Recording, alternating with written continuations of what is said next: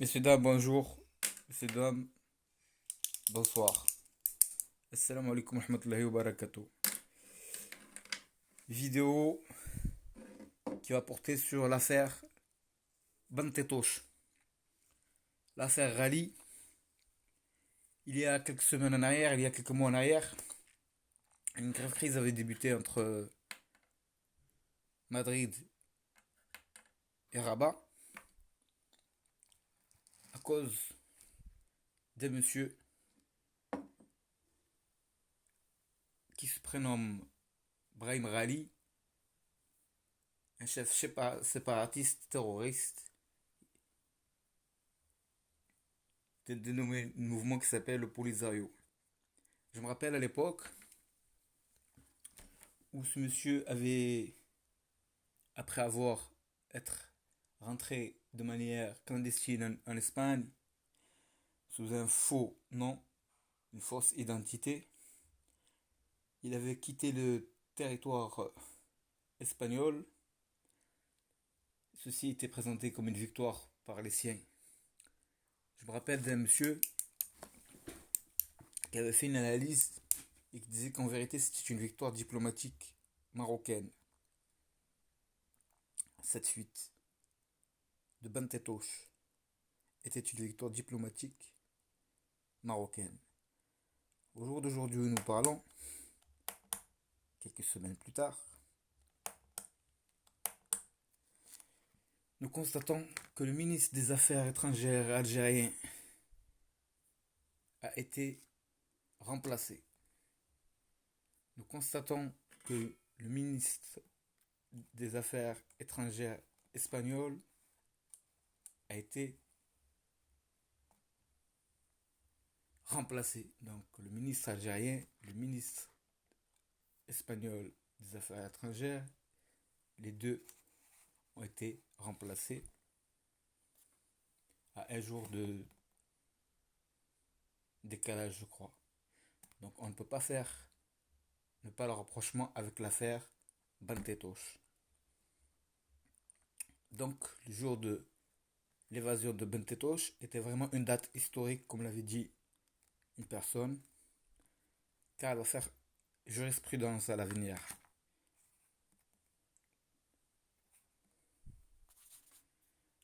On ne peut pas. Je n'ai pas envie de développer le sujet sur le. Je vais aller sur les points positifs. Le point positif qu'il y a dans l'histoire.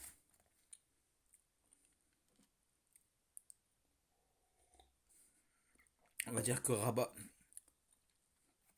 pardon, que Madrid reconnaît ses erreurs. Et à mon avis, à l'avenir, elle ne refera pas ce genre d'erreur dans sa diplomatie avec le Maroc.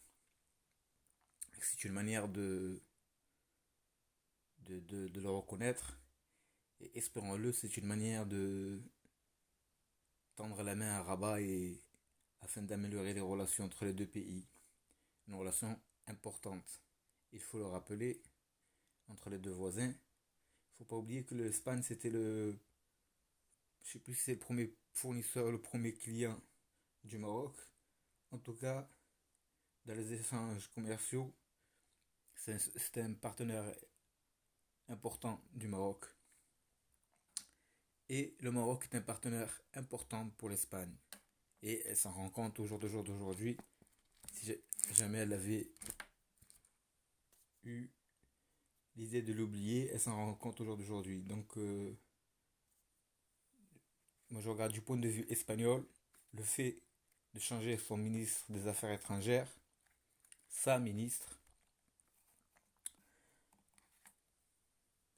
c'est une manière de dire on tourne la page de cette histoire. C'est comme ça que je vois la chose, de cette histoire. Et essayons d'aller de l'avant dans la relation hispano-marocaine. J'espère ce qui va se passer pour le bien des deux pays, des deux peuples, pour le bien de l'Afrique et de l'Europe. Quant à Alger,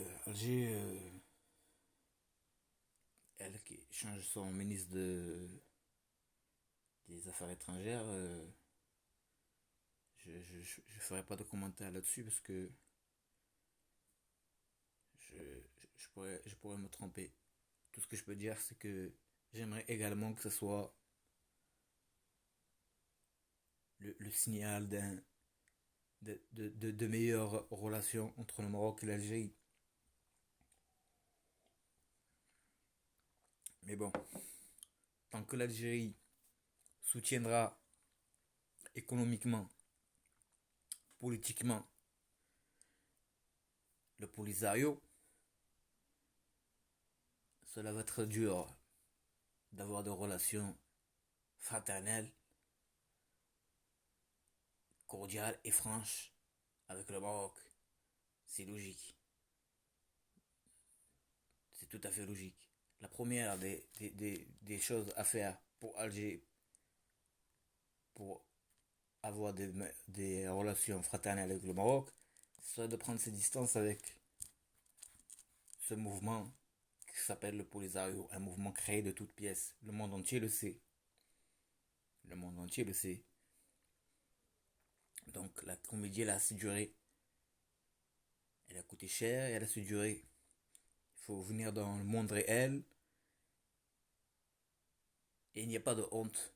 Parce que à faire marcher en arrière. Le Sahara est marocain. Il a toujours été marocain. Et ça, tout le monde le sait.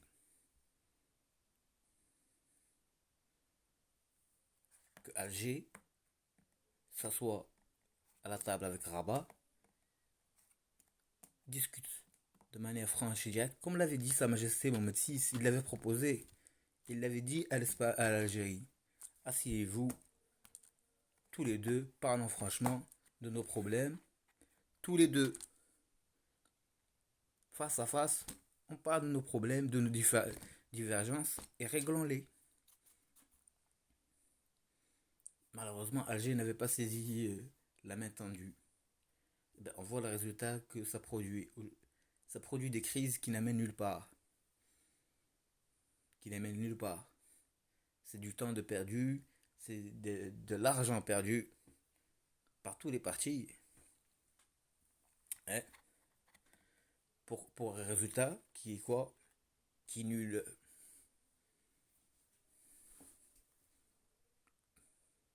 Faut appeler les choses par leur nom. C'est un résultat nul. Qu'a gagné Alger dans l'histoire de Bentetoche?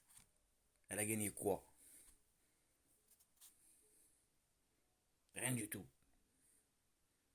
L'Espagne, n'en parlant pas, l'Algérie, avec cette histoire, elle a mis l'Espagne dans des problèmes que ce serait bien passé. Et le Maroc serait bien passé de toutes ces histoires lui aussi. Mais lui, il est dans sa légitimité. Il s'est senti trahi par un partenaire, par un ami, qui est l'Espagne, qui accueille sur son territoire un ennemi. Que l'Espagne sait très bien que c'est un ennemi du Maroc. C'est comme si le Maroc accueillait le chef du mouvement séparatiste de la Catalogne au Maroc, sans le dire à l'Espagne, en cachette, sous une fausse identité. L'Espagne ne pourrait pas le tolérer. Ça se comprendrait. Le Maroc, c'est comme ça qu'il a ressenti la chose. Bref, on va dire que je passe surtout du côté espagnol. Pour l'Espagne, le, le remplacement de ministre, le changement de ministre des Affaires étrangères, pour moi, c'est une manière de tourner la page et d'annoncer un meilleur avenir dans les relations maroco-espagnoles qui ont connu un froid, pour pas dire un froid glacial ces derniers temps. Quant à Alger, le problème entre l'Algérie et le Maroc, tout le monde le connaît. Encore plus au jour d'aujourd'hui. C'est Monsieur Bentetoche. D'ailleurs, il est intéressant de noter que les ministres des Affaires étrangères de l'Espagne et de l'Algérie ont été remplacés, mais Ben Tétoche, lui, il est toujours là. Je sais pas s'il est dans son lit d'hôpital ou s'il est dans... Mais il est toujours là. Lui, il n'est pas remplacé. De toute façon, qu'il soit remplacé ou pas remplacé, ça ne change rien pour le Maroc, notamment. Ça restera un chef d'un parti terroriste, séparatiste. Sur ce, salutations distinguées et Beba España, en espérant de meilleures relations maroco-espagnoles comme elles ont été dans le passé.